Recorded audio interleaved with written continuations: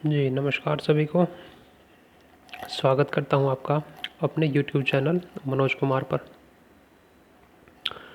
आज मैं आपको हिस्ट्री के most important topic Maurya dynasty के बारे में बताने जा रहा हूं। और चैनल शुरू करने से पहले जहां पर भी वीडियो अच्छा लगे वहीं पर लाइक, शेयर और सब्सक्राइब कर देना। तो इधर उधर की बातें ना करके सीधा सीधा टॉपिक पर आते हैं। मौर्य साम्राज्य। मौर्य साम्राज्य का जो टाइम पीरियड बताया गया है 323 ईसा पूर्व से 184 ईसा पूर्व। ये जो BC लिखा हुआ है इसका मतलब होता है बिफोर क्राइस्ट, ईसा मसीह के जन्म से पहले का समय। मौर्य साम्राज्य के बारे में जानकारी देने के मीडियम्स हैं हमारे पास में दो, साहित्यिक और विदेशी विवरण। साहित्यिक विवरण में कौटिल्य द्वारा अर्थशास्त्र लिखा गया है। कौटिल्य के 3 नाम, चाणक्य, विष्णुगुप्त और अपने आप में कौटिल्य। विशाखा दत्त का मुद्रा राक्षस। बौद्ध धर्म के अनुसार दीपवंश, महावंश टीका और महाबोधि वंश। जैन धर्म के अनुसार भद्रबाहु द्वारा कल्प सूत्र लिखा गया और हेमचंद्र द्वारा परिशिष्ट परमन, जो मौर्य साम्राज्य के बारे में जानकारी देते हैं। विदेशी विवरण में Strabo, Pliny, Arrian, Justin, Plutarch आदि का विवरण। सबसे पहले विलियम जोन्स ने बताया कि सेंड्रोकोटस और एंड्रोकोटस चंद्रगुप्त मौर्य ही है।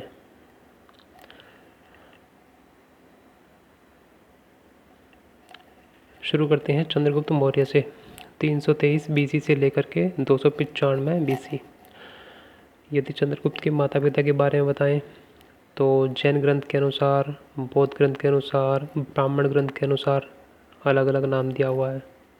ठीक है, तो ये आपका ब्राह्मण ग्रंथ के अनुसार इनके पिता का नाम नंदराज, माता का नाम शूद्रा और जन्म हुआ था 345 ईसा पूर्व पाटलिपुत्र में। इनके गुरु कौटिल्य और अपने गुरु कौटिल्य चाणक्य की सहायता से ही इन्होंने नंद वंशीय घनानंद को हराकर अपना राज्य स्थापित किया 322 ईसा पूर्व में। यदि विजय अभियान की बात करें, पंजाब पर आक्रमण किया था इन्होंने। पहला अटैक अपने आप में फेल रहा था, दूसरे अटैक में सफलता प्राप्त की थी इन्होंने और समस्त यूनानियों को पंजाब से बाहर भगा दिया। पंजाब में यूनानी ये कैसे आए, चलो थोड़ा बैक में चलते हैं। देखो, ये है मौर्य डायनेस्टीज का मैप, मौर्य साम्राज्य। ठीक है, इसमें आपके मेजर सेंटर्स फिलअप किए हुए हैं मैंने, जैसे आपका कांधार, तक्षशिला, पाटलिपुत्र, उज्जैन, गिरनार, कलिंग राज्य और साउथ में आपका श्रवण बेलगोला जो आजकल कर्नाटक में है। तो बात चल रही थी यूनानियों के ऊपर। सिकंदर के साथ में यूनानी सेना आई थी और इधर पश्चिम की तरफ से आई थी। यहाँ पर झेलम नदी के किनारे अटैक किया था उन्होंने राजा पोरस के ऊपर। चलो ब्रीफ में जाते हैं, डीप में जाते हैं। ये नॉर्थ इंडिया वाला भाग, जम्मू कश्मीर, हिमाचल, पंजाब और ये आपकी 5 नदी। 1 मिनट, शायद थोड़ा थोड़ा दिख रहा है आपको। झेलम, चेनाब, रावी, सतलज और यहीं पर आपकी व्यास नदी। तो इस झेलम नदी के किनारे पर आया था सिकंदर, इधर था पोरस का साम्राज्य। दोनों में भयंकर फाइट हुई, संधि हो गई। सिकंदर वापस चला गया और जाने के बाद में इस क्षेत्र में यूनानी सैनिक अपने छोड़ करके चला गया। तो उन यूनानी सैनिकों को चंद्रगुप्त मौर्य ने पंजाब से बाहर भगा दिया।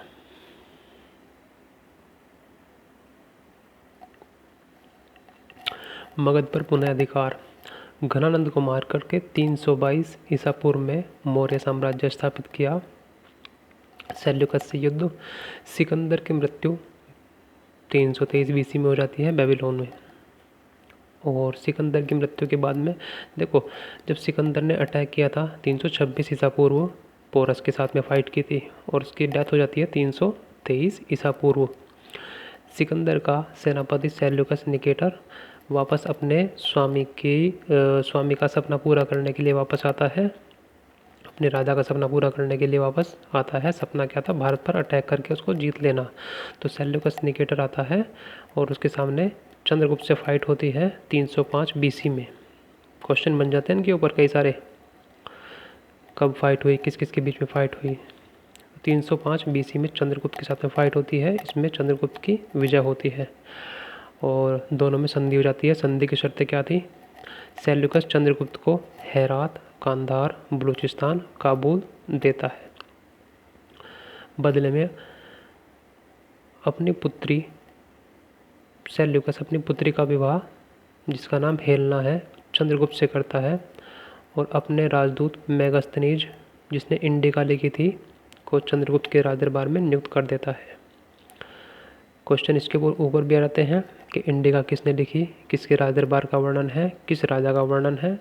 ठीक है, तो इसको भी ध्यान रखना। बदले में चंद्रगुप्त ने सेल्यूकस को उपहार में 500 हाथी दिए।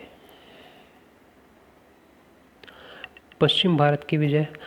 शक शासक रुद्रदामन 150 बीसी के शिलालेख के अनुसार क्या पता चलता है कि चंद्रगुप्त का गवर्नर पुष्यगुप्त, जो अपने आप में वैश्य था, पुष्यगुप्त ने मालवा और सौराष्ट्र पर अधिकार कर रखा था। इट मीन्स चंद्रगुप्त का गवर्नर, तो चंद्रगुप्त का साम्राज्य मालवा और सौराष्ट्र तक फैला हुआ था। चलो मैप पे दिखाता हूँ, शायद दिख रहा होगा। ये आपका मालवा का पठार, भारत के मध्य में, प्राकृतिक मैप है ये, भारत के मध्य में मालवा पठार, और ये आपका सौराष्ट्र, गुजरात का तटवर्ती क्षेत्र। दक्षिण भारत की विजय। दक्षिण में मैसूर तक एक छत्रराज था। अभी जो मैप दिखाया है, ये वाला मैप, साउथ में मैसूर तक एक छत्रराज।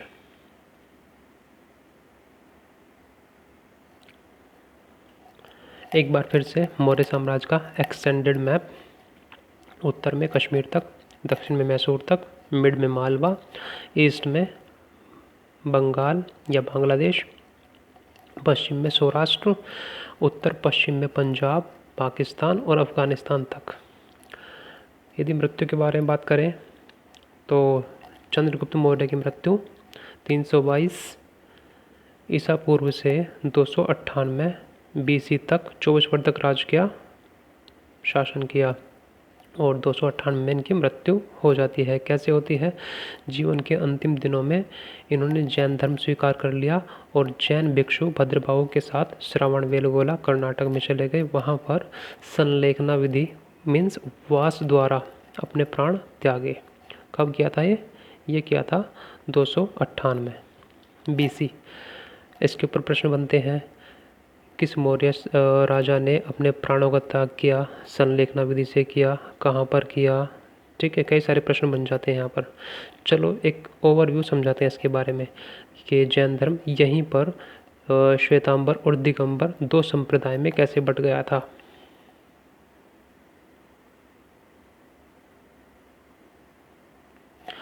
किंवदंती के अनुसार चंद्रगुप्त मौर्य के समय में 12 वर्ष का लंबा अकाल पड़ा। जब अकाल पड़ गया और लोगों के खाने के लिए कुछ भी नहीं है, तो कुछ लोगों को नॉर्थ इंडिया से साउथ इंडिया में माइग्रेट करना पड़ेगा, शिफ्ट करना पड़ेगा। चलो यहाँ पर एक माउंटेन रेंज है विंध्याचल, ये यहाँ पर आपका सतपुड़ा, इनके बीच से बहती है ताप्ती नदी। ये प्रश्न भी रहता है कभी कभी कि ताप्ती नदी कहाँ कहाँ बहती है, या भ्रंश घाटी में कौन सी नदी बहती है, कौन सी? ताप्ती नदी। देखो इतिहास में भूगोल चल रहा है तो ये आपका विंध्याचल और ये आपका सतपुड़ा। तो यहाँ से लोगों को माइग्रेट करना पड़ेगा। तो लोगों की बेसिक सुविधा के लिए उनके धर्म गुरु की आवश्यकता पड़ती है, चिकित्सा की आवश्यकता पड़ती है और मनोरंजन शिक्षा की आवश्यकता पड़ती है। तो यहाँ पर धर्म गुरु थे इनके दो, स्थूलभद्र और भद्रबाहु। कौन कौन? स्थूलभद्र और भद्रबाहु। भद्रबाहु तो चंद्रगुप्त मौर्य के साथ में साउथ में रहते हैं श्रवणबेलगोला में, और यहीं पर ही अपना प्राणों का त्याग करते हैं। इनके आने से पहले क्या था, इनके आने से पहले जैन धर्म का नियम था वस्त्रों का त्याग करना, निर्वस्त्र रहना। ठीक है, अब यहाँ पर आ जाते हैं ये चंद्रगुप्त मौर्य और अपने प्राणों का त्याग करते हैं संलेखना विधि से। कहाँ पर? श्रवणबेलगोला में। अब जब अकाल समाप्त होता है, भद्रबाहु वापस जाते हैं। स्थूलभद्र और पार्टी इनका वेलकम करने के लिए खड़ी थी श्वेत वस्त्र धारण करके, और ये थे निर्वस्त्र। तो यहाँ तो इन दोनों में कॉन्फ्लिक्ट हो गया। तो ये जो स्थूलभद्र है ये कहलाए आपके श्वेतांबर, और ये कहलाए आपका भद्रबाहु दिगंबर। ठीक है, तो इस प्रकार से श्वेतांबर और दिगंबर में दो संप्रदाय में बट गया जैन समाज।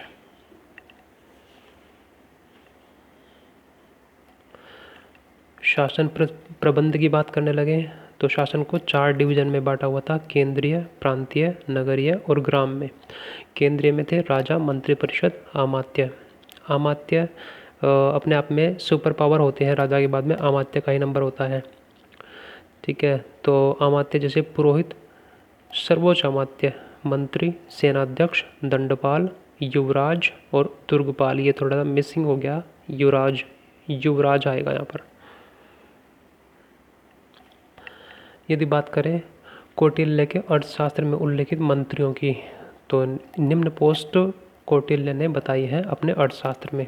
मंत्री व पुरोहित कौन थे? प्रधानमंत्री, समाहर्ता वित्त मंत्री, राजस्व विभाग प्रधान, सन्निधाता राजकीय कोषाध्यक्ष, सेनापति युद्ध विभाग का मंत्री, अंतपाल सीमावर्ती दुर्गों का रक्षक।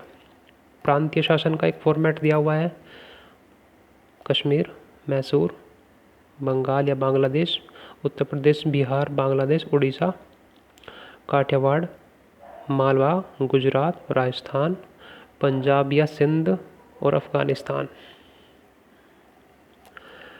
नगरीय शासन भी अनेक डिवीजन में बटा हुआ था, 6 डिवीजन में बटा हुआ था, 6 समिति में बटा हुआ था।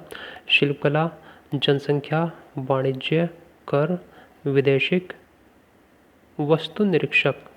इनमें से कुछ समझाने वाली बात मुझे नहीं लगती कोई भी हो, सारे नाम सिंपल है, हर एक अलग अलग डिपार्टमेंट है, तो इन डिपार्टमेंट में नगर बटे हुए थे। ग्राम्य शासन, ग्राम की सबसे छोटी इकाई शासन की सबसे छोटी इकाई ग्राम होता था, और ग्राम का मुखिया ग्रामिक होता था। प्रत्येक गांव में एक सरकारी कर्मचारी जिसको ग्राम भोजक कहते हैं रहता था, और प्रत्येक 10 गांव की व्यवस्था गोम नाम का अधिकारी देखता था। होप कि ये वीडियो आपको अच्छा लगा होगा। इस वीडियो के बारे में अपनी राय कमेंट करके ज़रूर दें कि वीडियो आपको कैसा लगा। अच्छा लगा लाइक करें, और जैसा भी लगा अपनी राय दीजिए कमेंट के द्वारा। Thank you.